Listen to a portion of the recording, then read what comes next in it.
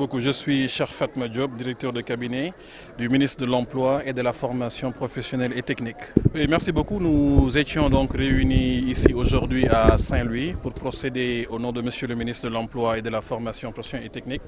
à l'inauguration officielle des cinq centres de compétences de Saint-Louis. Les centres de compétences sont des espaces équipés d'infrastructures, de matériel liés à des secteurs d'activité relatifs aux potentialités des terroirs et des territoires pour permettre à la fois aux artisans mais également à nos jeunes issus des centres de formation professionnelle et technique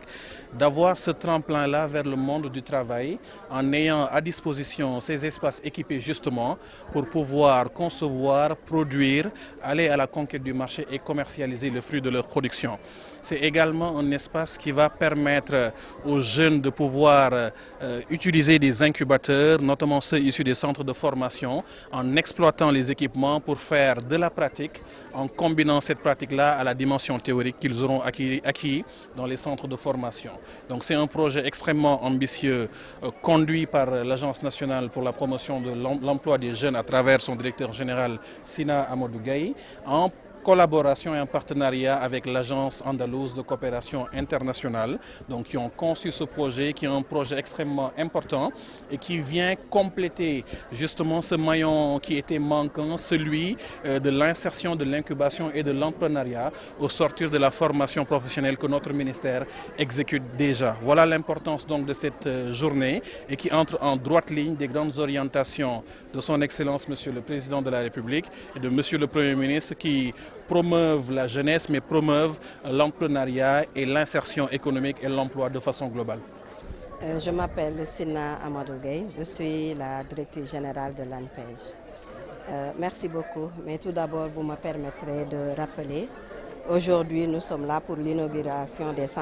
centres de compétences de Saint-Louis, qui est le fruit d'un partenariat entre l'ANPEJ et la coopération andalouse, à travers un cofinancement du projet d'appui à la formation professionnelle et technique d'un montant de plus de 400 millions de francs. Vous me permettez au nom du président de la République, Bassirou Diomaye Diakhar Faye, du Premier ministre Ousmane Sonko et du ministre de l'Emploi et de la Formation professionnelle de remercier chaleureusement la coopération andalouse. Ces centres de formation visent à renforcer la capacité technique et managériale des jeunes. Nous comptons incuber plus de 1000 jeunes par an à travers les 5 filières qui sont là au niveau de la région de Saint-Louis. Au-delà de ces centres de compétences qui sont ici à Saint-Louis, nous avons d'autres centres de compétences qui se trouvent à Podor et à Ross Béthio. Cela vise à promouvoir l'insertion professionnelle des jeunes, mais également leur permettre d'avoir des conditions de vie vraiment qui pourront leur permettre d'aider leur famille. Donc c'est nous vraiment un honneur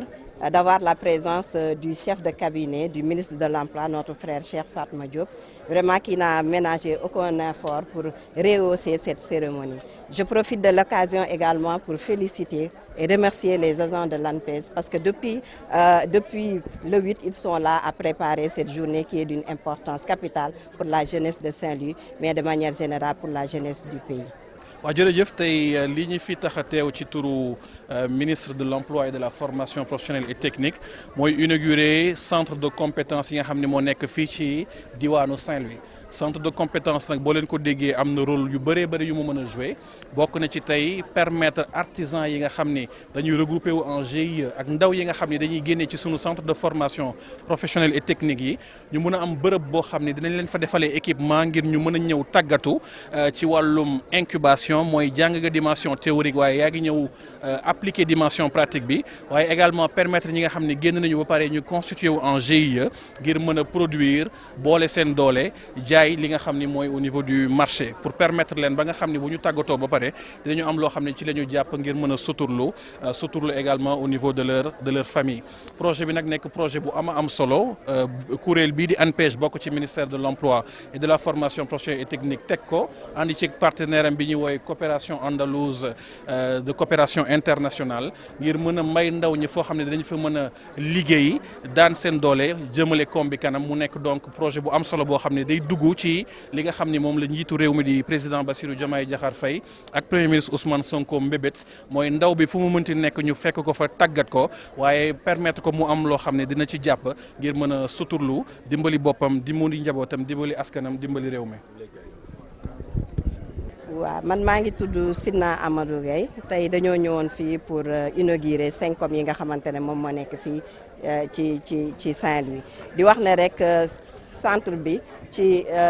collaboration ak coopération andalouse lañ ko taxawalee di wax ne rek def nañ lu ëpp ñeenti téeméeri millions ci koppar pour taxawal li nga xamante ne moom moo nekk projet d'appui à la formation professionnelle et à l'auto-emploi des jeunes yemul donc ci Saint-Louis am nañ ko fii ci Podor ak ci Ross Béthio waaye di wax ne rek état du Sénégal dafa jël cër bu mag jox ko li nga xamante ne moom mooy emploi des jeunes waaye tamit formation professionnelle ñu jagleel ko cër bu am solo ndax boo leen xoolee ci vision 2050 seen bëbët mooy ñu former le maximum de jeunes am ay techniciens kon centre de compétence bi day dem lu dul ci loolu noonu jëmmal li nga xamante ne moom mooy gis-gisu président de la République ak son premier ministre Ousmane Sonko jaarale ko ci kii nga xamante ne moom mooy Amadou Moustapha Ndiack Sarré di ministre de l'emploi et de la formation professionnelle may remercier nag ci turu président ak premier ministre kii nga xamante ne moom mooy coopération andalouse ndax si seen njàppal ndax li ma wax léegi rek dañ ko cofinancé ñun dañoo dugal ñoom it ñu dugal